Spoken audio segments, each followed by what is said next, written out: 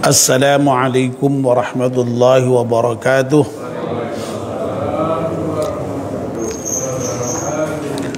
Bismillahirrahmanirrahim. Alhamdulillahi rabbil alamin. Wassalatu wassalamu ala asyrafil mursalin Sayyidina wa maulana Muhammad wa ala alihi wa sahbihi ajma'in, amma ba'd. Ibu-ibu, bapak-bapak dan saudara-saudara sekalian, jamaah salat maghrib Masjid At-Taqwa yang insyaallah dimuliakan dan dirahmati Allah Subhanahu wa taala. Alhamdulillah, kita panjatkan syukur kepada Allah Subhanahu wa taala yang pada malam hari ini atas limpahan rahmat dan nikmatnya kita semua bisa hadir di masjid salat maghrib berjamaah, dan sekarang kita bersama-sama melanjutkannya dengan melakukan kajian ba'da maghrib. Kita mohon kepada Allah Subhanahu wa taala semoga seluruh rangkaian ibadah kita di malam hari diterima oleh Allah Subhanahu wa taala. Amin ya rabbal alamin. Mari kita mulai kajian kita dengan berdoa bersama-sama. Bismillahirrahmanirrahim. Asyhadu an la ilaha illallah wa asyhadu anna Muhammadar Rasulullah. Raditu billahi rabba wa bil islami dina wa bi Muhammadin nabiyya wa rasulah. Rabbi zidni ilman nafi'a warzuqni fahman wa hukma wa alhiqni bis salihin. Amin. Mohon bacaan surat Al-Fatihah sekali untuk pengarang kitab Nashahul Ibad. Semoga kitab yang kita baca ini bermanfaat untuk kita semuanya. Ala hadiniyah Al-Fatihah. A'udzu billahi minasyaitonir rajim. Bismillahirrahmanirrahim. Alhamdulillahi rabbil alamin. Arrahmanir rahim. Maliki yaumiddin. Iyyaka na'budu wa iyyaka nasta'in. Ihdinas siratal mustaqim. Shiratal ladzina an'amta 'alaihim ghairil maghdubi 'alaihim waladdallin. Amin. Bapak dan Ibu, kita masih melanjutkan kajian kita kitab Nashahul Ibad. Yang terakhir kita sudah membicarakan maqalah yang ke-45 dari bab thulathi, namun belum selesai ya. Maqalah yang ke-45 dari bab thulathi ini berasal dari Nabi kita Muhammad SAW yang menyatakan bahwa al-mahabbatu asasul ma'rifati. Mahabbah atau cinta kepada Allah itu merupakan asas atau pondasi dari ma'rifah. Ma'rifah itu mengenal Allah dengan benar ya. Lalu wal iffatu alamatul yaqin. Iffah atau menjaga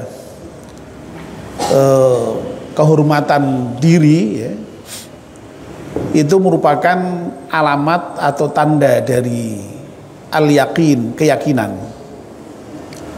Nah, yang ketiga, warasul yaqini at-taqwa war-ridha bi taqdirillahi, bahwa pokok dari al-yaqin atau keyakinan adalah at-taqwa dan ridho kepada takdir Allah Subhanahu wa taala. Nah, yang pertama dan kedua sudah kita bahas ya. Malam ini kita akan membahas poin yang ketiga. Warasul yaqini at-taqwa war-ridha bi takdirillah.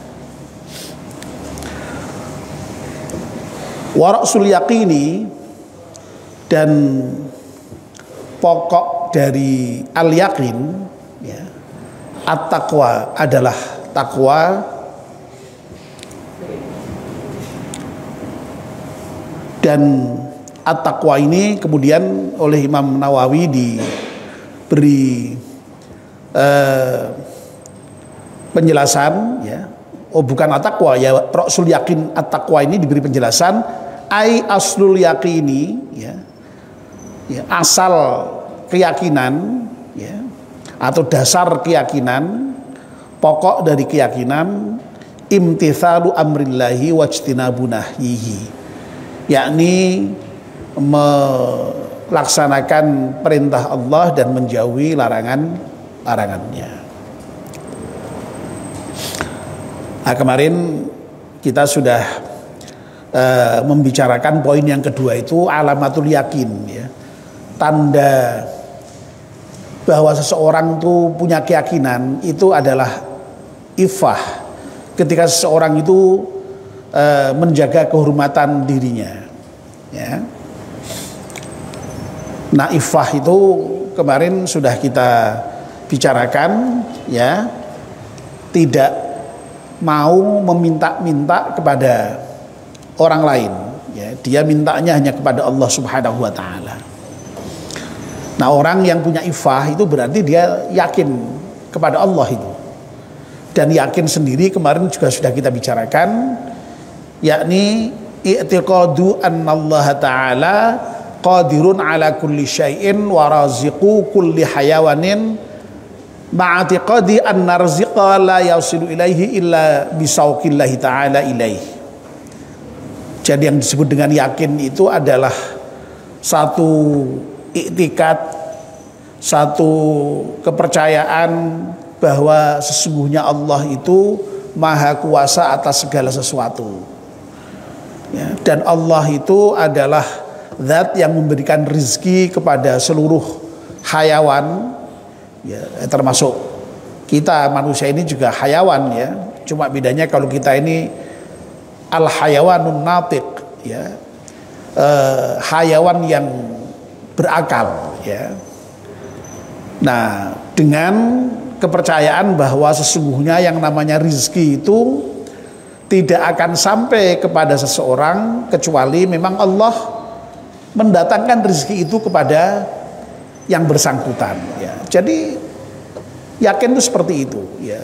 Yakin Allah maha kuasa, yakin Allah maha pemberi rizki, yang tidak ada memberikan rezeki kecuali Allah Subhanahu wa taala, sehingga orang lalu tadi itu kalau punya ifah, bisa menjaga diri, tidak minta-minta orang lain, itu tandanya dia yakin akan Allah Subhanahu wa taala, bahwa Allah yang akan memberikan rezeki itu.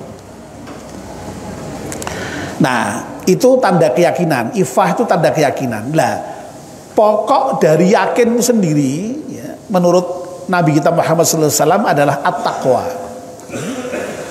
Jadi dasar keyakinan itu adalah at-taqwa, ya. Ya. Dan takwa itu saya kira sudah berkali-kali kita mendengarkan definisinya, yaitu imtithalu awamirillahi wajtinabun nawahihi, yaitu melaksanakan perintah Allah dan menjauhi larangannya, ya. Agama itu kan sesungguhnya kalau kita dalami isinya, ya, secara garis besar itu kan ya dua, secara garis besar, ya, ada perintah, ada larangan, ya. Nah, orang yang bertakwa itu adalah orang yang melaksanakan perintah dan menjauhi larangan, ya. Dan ini saya kira bapak-bapak sudah hafal mengenai definisi takwa ini, karena hampir setiap khotib di hari Jumat selalu menyampaikan definisi ini. Betul ya Pak, ya? Nah, ibu-ibu yang barangkali jarang dengar, ya, karena ibu-ibu memang tidak Jumatan. Tapi kalau bapak-bapak hafal itu, ya. Jamaah Jumat yang berbahagia, marilah kita bertakwa kepada Allah Subhanahu wa taala dengan sebenar takwa, yakni menjalankan perintah-perintahnya dan menjauhi larangannya. Nah, itu adalah terjemahan dari itu tadi, ya. Imtithalu awamirillah wajtinabun nawahihi, ya. Itu.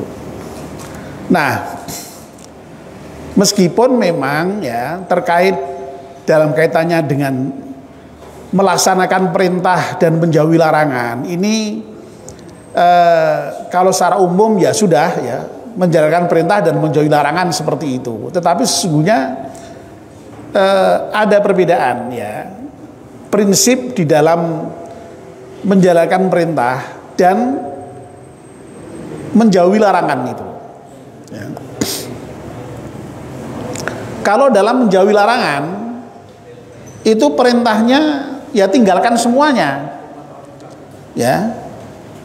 Jadi kita tidak boleh itu dalam beragama itu apa namanya? Jaluk dispensasi untuk apa namanya?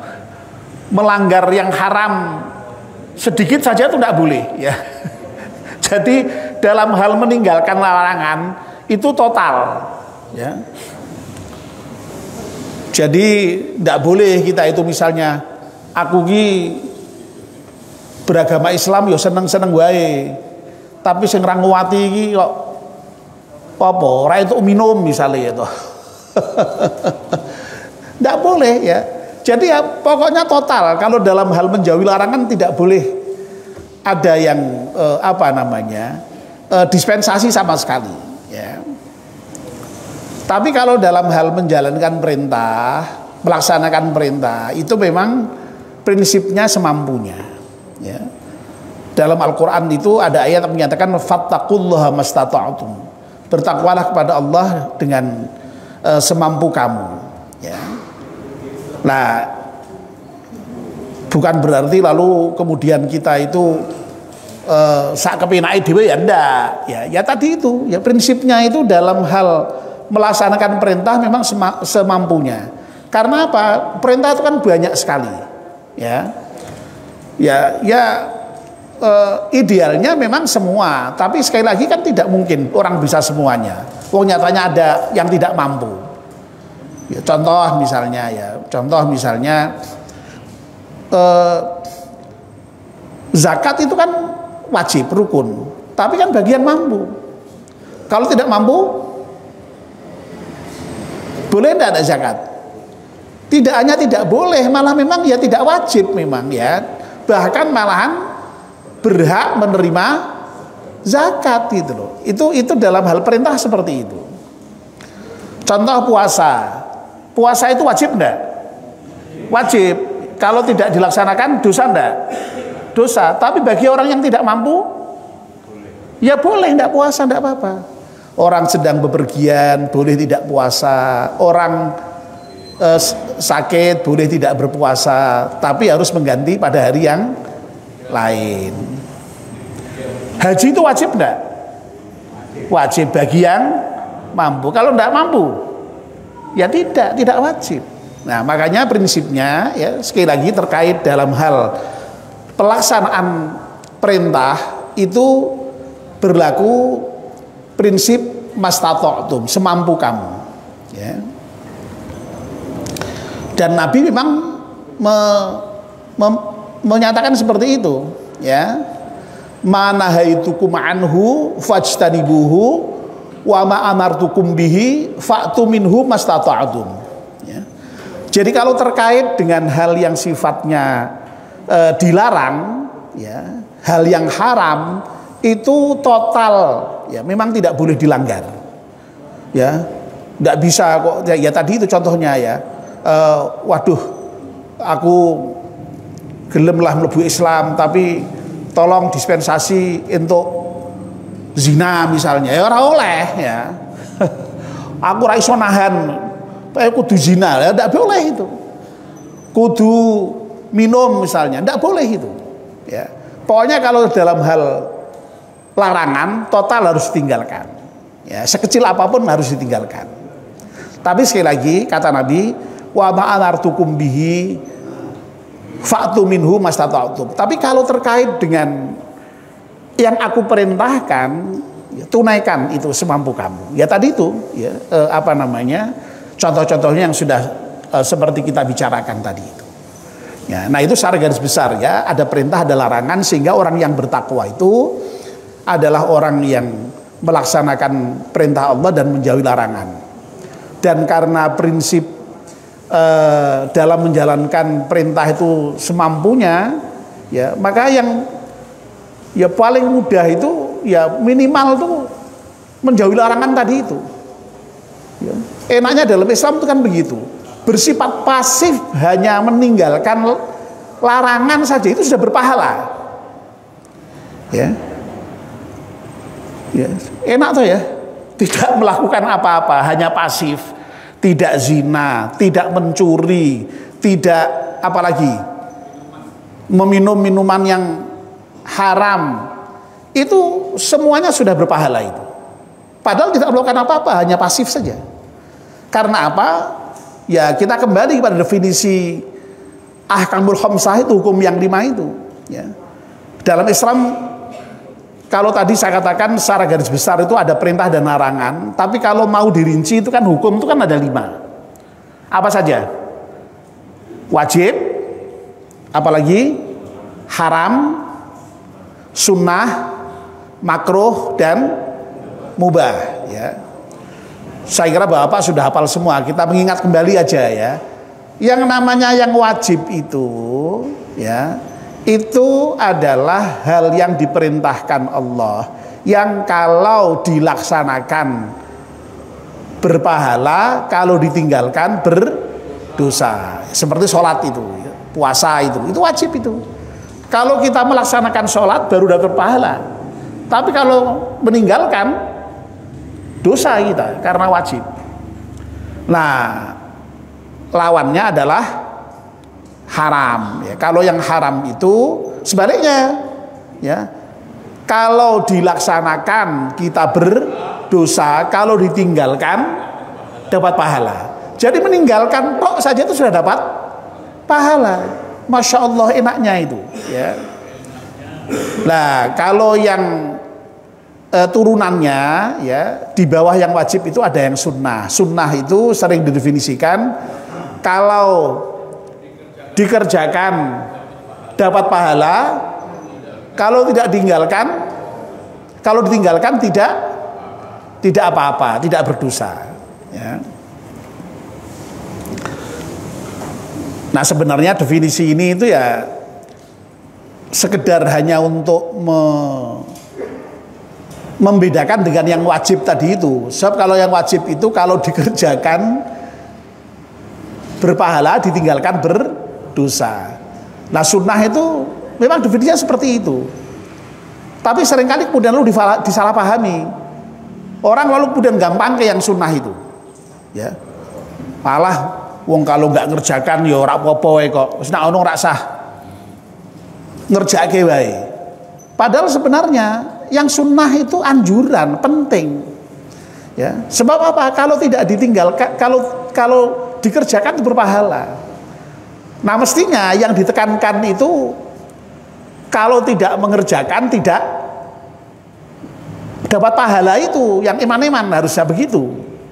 Ya. Tapi seringkali kita itu gagal fokus, ya. Fokusnya itu kok pada kalau tidak dikerjakan tidak apa-apa, lalu sehingga kemudian kita gampang ke yang sunnah begitu, gampang ke yang sunnah. Walau rapopo kok ya. Terawih sunnah, ya. Wah surat terawih rapopo, wong ora dosa kok. Kok tidak dibalik? Wah terawih meskipun sunnah dapat pahala. Harus begitu cara berpikirnya, ya. Ya. Sholat qobliyah, sholat ba'diyah. Loh kalau nggak dikerjakan memang tidak apa-apa. Loh, tapi kalau misalnya dibalik, wah kalau mengerjakan dapat pahala, lo kan untung, ya. Dan bapak-bapak serta ibu-ibu, ya, pentingnya yang sunnah itu, ya, pentingnya yang sunnah itu adalah, ya, itu semacam bonus begitu loh, ya, semacam bonus. Jadi para ulama itu seringkali menggambarkan begini. Kalau kita hanya melaksanakan yang wajib, ya, kalau kita melaksanakan yang wajib, itu ibarat orang dagang. Itu apa? Balik pokok sebenarnya. Ya. Jadi bagus sekali itu para ulama itu menggambarkan gitu ya.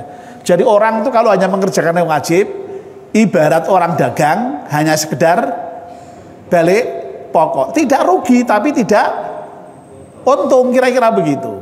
Lah kalau kepengen untung banyak itu harusnya melaksanakan yang sunnah-sunnah itu. Nah sehingga sekali lagi mindset kita yang harus kita ubah ya, terkait dengan yang sunnah itu ya. Kalau yang wajib saya kira kita sudah tahu, kita harus melaksanakan yang kewajiban. Tapi yang sunnah itu seringkali orang lalu gampang kayak itu. Malah wong ngerjake ora apa-apa kok. Lah itu dibalik mindsetnya. Kalau kita tidak mengerjakan, kita rugi karena tidak mendapatkan tambahan pahala. Lah dengan begitu insya Allah akan sergap melaksanakan yang sunnah-sunnah itu.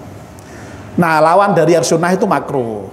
Makruh itu kalau ditinggalkan sudah dapat pahala, tapi kalau dikerjakan tidak apa-apa. Nah ini juga sama saja. Kadang-kadang kita nggak pakai yang makruh ora apa-apa wis dikerjake. Padahal kalau ditinggalkan kita dapat pahala. Nah sekali lagi lalu kemudian ada yang mubah. Mubah itu boleh. Boleh itu ya dikerjakan dapat pahala, tidak ya tidak apa-apa, memang uang boleh saja ya. Dikerjakan boleh, ditinggalkan boleh. Tapi yang mubah ini sekalipun ini bisa naik derajat atau bisa turun ya. Yang mubah ini bisa berpahala, bisa maksiat, bisa dosa. Makan itu apa hukumnya? Mubah. Tapi kalau kita niatkan, wah aku makan biar nanti kuat fisik saya untuk ibadah ya, ketika makan juga yang halal ya, berdoa dapat pahala enggak? Dapat. Tapi sebaliknya, wah aku tak mangan lah ben kuat engko bengi garong. Ya, lah ya, wah aku ben kuat lah engko bengi wong wis kadung kansen kok karo wah misale karo apa no misale ya to. Nah, itu makan berdosa itu begitu. Ya. Jadi sekali lagi yang mubah itu bisa berubah ya. Tergantung niatnya. Makanya ada ungkapan yang menyatakan kadang-kadang ya perbuatan itu nampaknya seperti perbuatan dunia, tapi kemudian bisa berubah menjadi ibadah karena niat. Sebaliknya kadang-kadang ada perbuatan yang kelihatannya perbuatan dunia tapi bisa bernilai ibadah ya. Tergantung niat juga. Makanya hati-hati dengan niat itu. Nah, makanya semuanya sedapat mungkin apapun perbuatan kita itu mudah-mudahan kita niatkan dalam kerangka ibadah kepada Allah Subhanahu wa ta'ala. Yang penting tidak dalam kerangka maksiat, insya Allah diniati ibadah jadi ibadah. Ya, itu. Oke ya, jadi poinnya itu. Jadi poinnya bahwa yang namanya pokok dari keyakinan itu adalah at-taqwa. Lah taqwa sendiri itu sekali lagi melaksanakan perintah Allah dan menjauhi larangannya. Ya. Baik. Nah, pokoknya yakin tidak hanya takwa, ini ada dua ya. Waridho bitakdirillahi, dan ridho dengan takdirnya Allah ya. Nah ar-ridho bitakdirillah ini oleh Imam Nawawi diberi syarah begini, wa huwa sururul qalbi, yang dimaksud dengan ridho terhadap takdirnya Allah itu adalah sururul qalbi ya. Apa? Surur itu bunga. Bunga itu apa? Ya bahagia, senang. Ya, senangnya hati bima qaddarahullahu ta'ala alaihi, terhadap apa saja yang telah Allah takdirkan kepada seseorang, minal murri wal hulwi, baik itu takdir yang pahit ya, yang buruk maksudnya ini, wal hulwi, dan yang manis, yang baik ya. Karena apa? Karena kita sudah semua tahu ya, yang namanya takdir itu khairihi wa syarrihi minallahi ta'ala. Yang namanya takdir itu baik, takdir yang baik maupun takdir yang buruk itu semuanya dari Allah Subhanahu wa ta'ala. Wa bima qadahu, dan terhadap apa yang telah Allah tentukan untuk seseorang tadi itu, ya. Jadi ini Nabi menyatakan ya bahwa pokok keyakinan itu di samping takwa adalah ridho terhadap takdir Allah, ya. Saya berkali-kali mengatakan ridho itu kalau di dalam bahasa Indonesia sering diterjemahkan dengan kata-kata rela, ya. Rela. Nah, rela itu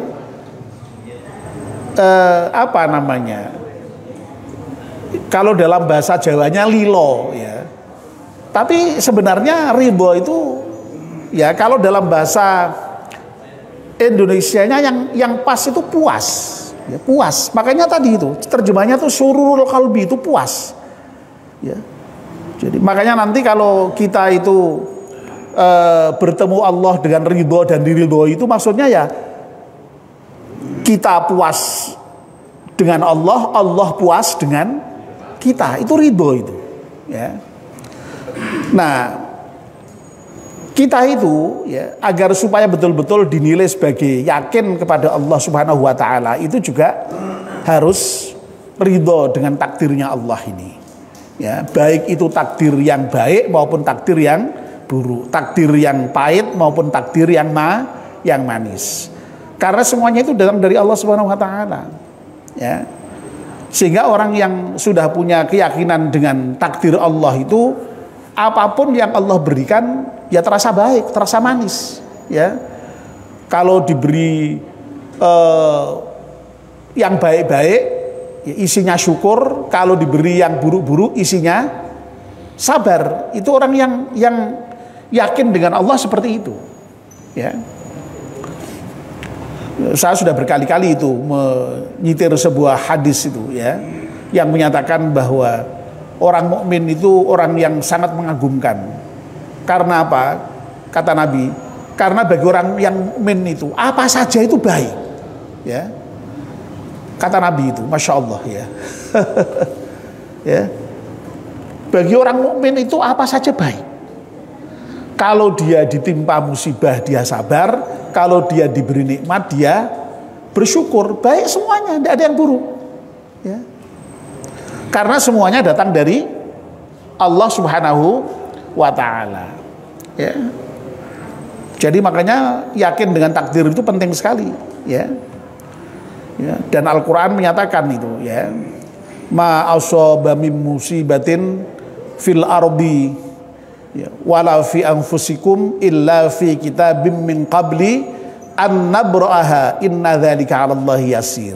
Ya, tidak ada itu musibah apapun yang terjadi di bumi dan juga terhadap dirimu sendiri, kecuali itu semua sudah tertulis di dalam kitab Lauhul Mahfuz sebelum, ya, Allah menjadikannya, ya.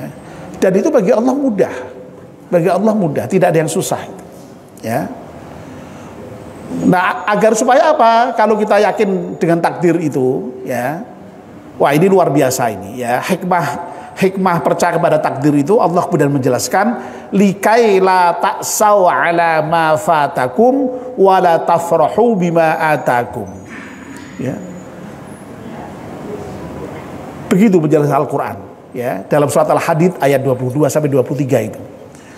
Jadi orang yang percaya takdir itu supaya tidak merasa bersedih, ya, kalau suatu ketika ada yang luput dari dirinya, ya. Tapi juga tidak terlalu merasa bangga kalau Allah memberikan sesuatu kepadanya. Semuanya dari Allah, ya. Kita itu kan seringkali tuh, ya, hidup di dunia ini kan punya keinginan ini, punya keinginan itu, tapi tidak terpenuhi keinginan, ya. Nah, itu kata Allah, kalau orang yakin betul dengan takdir Allah itu tidak akan pernah merasa bersedih itu, ya. likai la ta'saw ala ma fatakum wa la tafrahu bima atakum, dan juga tidak akan terlalu bangga, tidak terlalu bergembira. Wong semuanya dari Allah kok. Ya. Kan ada orang itu ya kalau berhasil tuh apa namanya? Wow gitu ya. Bangganya luar biasa. Dikiranya keberhasilannya itu adalah hasil dari dirinya sendiri. Padahal itu semua hanya pemberian Allah Subhanahu wa taala. Sehingga bagi orang yang yakin dengan Allah ya itu ya biasa-biasa saja tadi itu ya. Semuanya baik saja itu, tidak ada yang tidak baik itu. Ya, makanya Nabi itu Masya Allah itu ya, ajaban di amril mu'min, kata Nabi itu ya. Orang mukmin itu ajib, kata Nabi. Ajib itu ya tadi itu ya, mengagumkan ya. Ya. Bagaimana mengagumkannya tadi itu? Karena bagi orang mukmin itu semuanya baik, tidak ada yang buruk. Ya. Ditimpa musibah, semua dari Allah, dia sabar. Ya. Kemarin Pak Fadil baru saja yang membicarakan mengenai kesabaran itu ya. Ya. Role model dari orang yang sabar itu adalah siapa? Nabi Ayub. Nabi Ayub tuh Masya Allah ditimpa musibah kayak apa? Ya. Nak coro Jawane ini entek amek gitu. Entek amek iya wis pol-polan, musibahnya itu bertumpuk-tumpuk, bertubi-tubi. Ya. Ya. Sampai tidak punya apa-apa gitu ya. Ya. Tidak hanya sakit ya, hartanya hilang, istrinya pergi, anaknya habis. Lu kurang apanya itu? Tapi tetap apa? Tetap sabar. Ya. Makanya saya kira sudah berkali-kali itu. Ya, jadi nabi-nabi itu ternyata memang ada yang oleh Allah dijadikan role model tertentu itu. Ya. Sekali lagi, kalau kita pas ditimpa musibah yang mesti kita contoh siapa? Nabi Ayub. Tapi kalau pas kita diberi syukur, yang kita contoh siapa? Halo. Kalau pas ketimpa musibah kita mencontoh Nabi Ayub, sabar. Kalau kita mendapatkan banyak nikmat, yang kita contoh siapa? Nabi Sulaiman. Ya, Masya Allah, Nabi Sulaiman itu nabi yang diberi kenikmatan oleh Allah luar biasa. Ya, luar biasa. Ya, kaya, ilmunya banyak, kekuasaannya banyak, ya. Tapi apa kata Nabi Sulaiman? Apakah itu dari dia sendiri? Tidak. Beliau menyadari sepenuhnya bahwa itu semua adalah dari Allah Subhanahu wa taala. Hadza min fadli rabbi liyabluwani aashkuru am akfur. Ini semua itu datang dari Allah. Untuk apa? Untuk menguji aku. Apakah aku ini menjadi orang yang bersyukur atau kufur? Dan Nabi Sulaiman terbukti bersyukur terhadap semua nikmat yang Allah berikan itu. Sehingga sekali lagi Masya Allah ya, kalau orang itu yakin kepada Allah, maka dia akan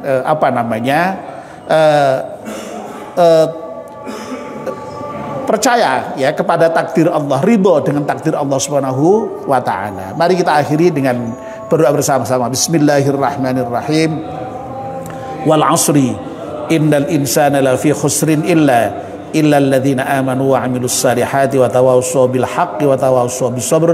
Subhanakallahumma bihamdika asyhadu an la ilaha illa anta astaghfiruka wa atubu ilaik. Wassalamu alaikum warahmatullahi wabarakatuh.